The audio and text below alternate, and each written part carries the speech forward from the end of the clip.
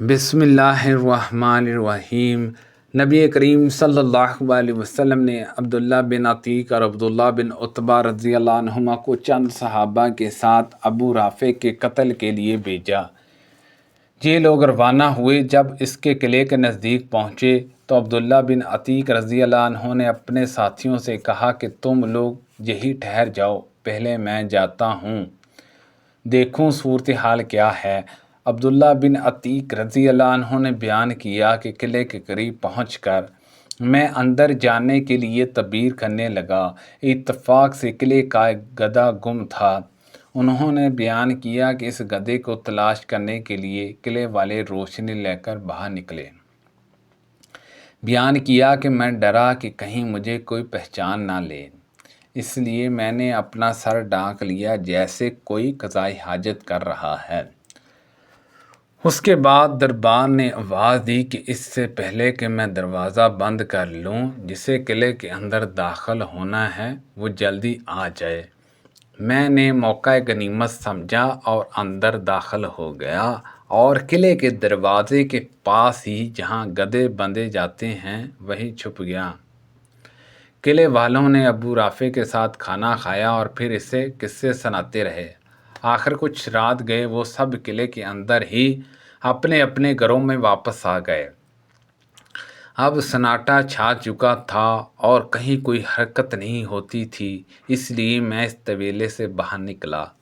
انہوں نے بیان کیا کہ میں نے پہلے ہی دیکھ لیا تھا کہ دربان نے کنجی کی ایک طاق میں رکھی ہے۔ میں نے پہلے کنجی اپنے قبضے میں لے لی اور پھر سب سے پہلے قلعے کا دروازہ کھولا۔ بیان کیا کہ میں نے یہ سوچا تھا کہ اگر قلعے والوں کو میرا علم ہو گیا تو میں بڑی آسانی کے ساتھ بھاگ سکوں گا۔ اس کے بعد میں نے ان کے کمروں کے دروازے کھولنے شروع کیے اور انہیں اندر سے بند کرتا جاتا تھا۔ اب میں زینوں سے ابو رافع کے بالاخانوں تک پہنچ چکا تھا۔ اس کے کمرے میں اندھیرا تھا، اس کا چراغ گل کر دیا گیا تھا۔ میں یہ نہیں اندازہ کر پایا تھا کہ ابو رافع کہاں ہے، اس لیے میں نے آواز دی، اے ابو رافع! اس پر وہ بولا کہ کون ہے؟ انہوں نے بیان کیا کہ پھر آواز کی طرف میں بڑھا اور میں نے تلوار سے اس پر حملہ کیا۔ وہ چلانے لگا لیکن یہ وار اچھ پڑا تھا۔ انہوں نے بیان کیا کہ پھر دوبارہ میں اس کے قریب پہنچا، گویا میں اس کی مدد کو آیا ہوں۔ میں نے آواز بدل کر پوچھا، ابو رافع کیا بات پیش آئی ہے؟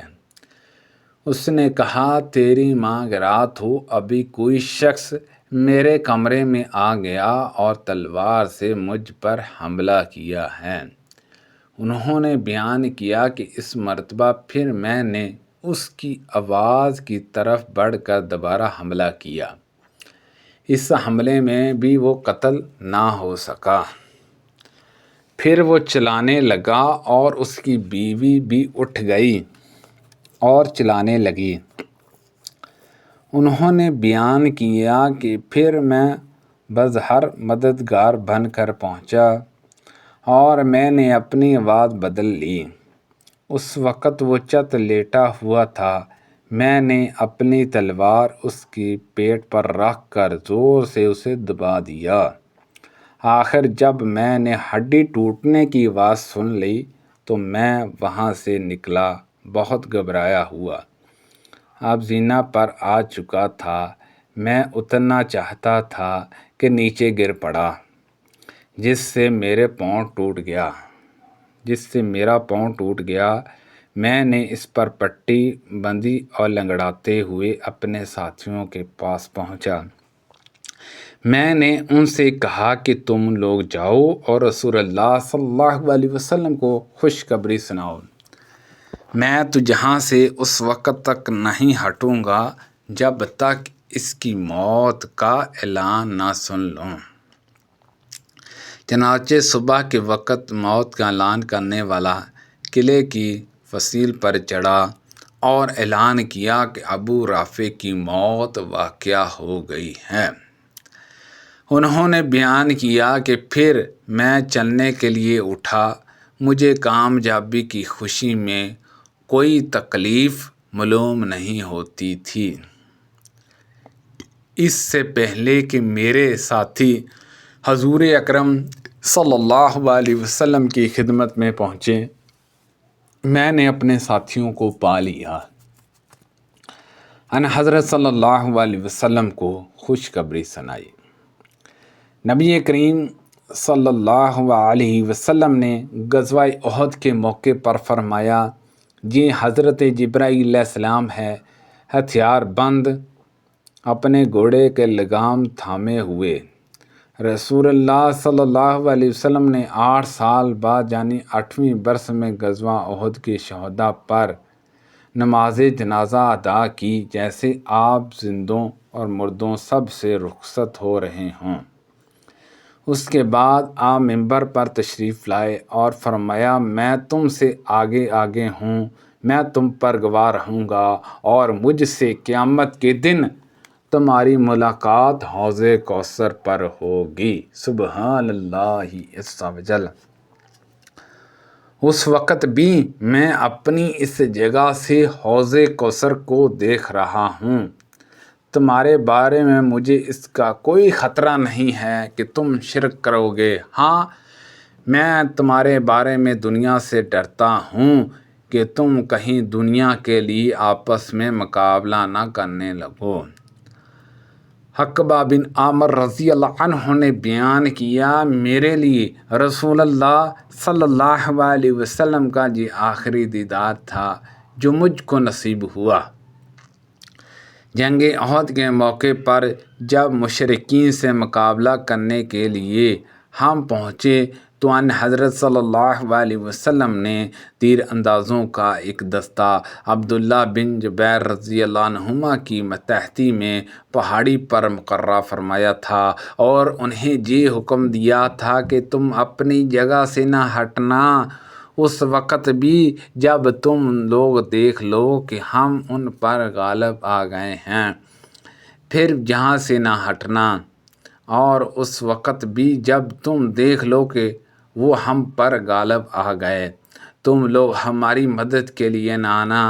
پھر جب ہماری مڑ بھیڑ کفار سے ہوئی تو ان میں بگڑ مچ گئی۔ میں نے دیکھا کہ ان کی عورتیں پہاڑوں پر بڑی تیزی کے ساتھ بھاگی جا رہی تھیں، پنڈلیوں سے اوپر کپڑے اٹھائے ہوئے، جس سے ان کے پنجاب دکھائی دے رہے تھے۔ حضرت عبداللہ بن جبیر رضی اللہ عنہما کے تیر انداز ساتھی کہنے لگے کہ غنیمت غنیمت۔ اس پر عبداللہ رضی اللہ عنہ نے ان سے کہا کہ مجھے نبی کریم صلی اللہ علیہ وسلم نے تاکید کی تھی کہ اپنی جگہ سے نہ ہٹنا، اس لیے تم لوگ مال غنیمت لوٹنے نہ جاؤ، لیکن ان کے ساتھیوں نے ان کا حکم ماننے سے انکار کر دیا۔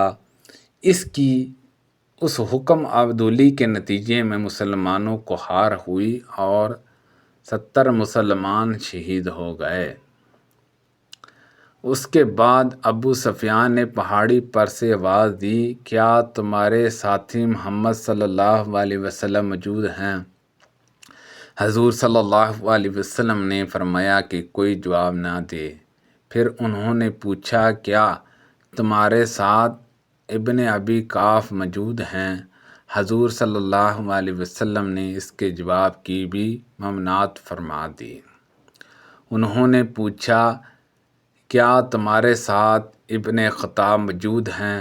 اس کے بعد وہ کہنے لگے کہ یہ سب قتل کر دیے گئے، اگر زندہ ہوتے تو جواب دیتے۔ اس پر حضرت عمر رضی اللہ عنہ بے قابو ہو گئے اور فرمایا، خدا کے دشمن تو جھوٹا ہے، اللہ نے ابھی انہیں تمہیں ذلیل کرنے کے لیے باقی رکھا ہے۔ حضرت ابو سفیان نے کہا، حبل ایک بت بلند رہے۔ حضور اکرم صلی اللہ علیہ وسلم نے فرمایا، اس کا جواب دو۔ صحابہ رضی اللہ عنہم نے عرض کیا کہ ہم کیا جواب دیں؟ آپ نے فرمایا کہ کہو اللہ سب سے بلند اور بزرگ و برتر ہے۔ ابو سفیان نے کہا ہمارے پاس عزی بت ہے اور تمہارے پاس کوئی عزی نہیں۔ آپ نے فرمایا کہ اس کا جواب دو۔ صحابہ رضی اللہ عنہما نے عرض کیا کیا جواب دیں؟ آپ صلی اللہ علیہ وسلم نے فرمایا کہ کہو اللہ ہمارا حامی و مددگار ہے اور تمہارا کوئی حامی نہیں۔ ابو سفیان نے کہا آج کا دن بدر کے دن کا بدلہ ہے اور لڑائی کی مثال ڈول کی ہوتی ہے، کبھی ہمارے ہاتھ میں اور کبھی تمہارے ہاتھ میں۔ تم اپنے مقتولین میں کچھ لاشوں کا مثل کیا ہو پاؤ گے؟ میں نے اس کا حکم نہیں دیا تھا لیکن مجھے برا نہیں معلوم ہوا۔ سبحان اللہ عز و جل۔ اللہ پاک سے دعا ہے کہ اللہ پاک ان حدیثوں پر عمل کرنے کی توفیق عطا فرمائے۔ اللہ پاک ہم سب کو صحت و تندرستی عطا فرمائے۔ کو پڑھنے میں غلطی کوتاہی ہو گئی ہو تو اللہ پاک معاف فرمائے۔ آمین بجاہ نبی الامین صلی اللہ علیہ وسلم۔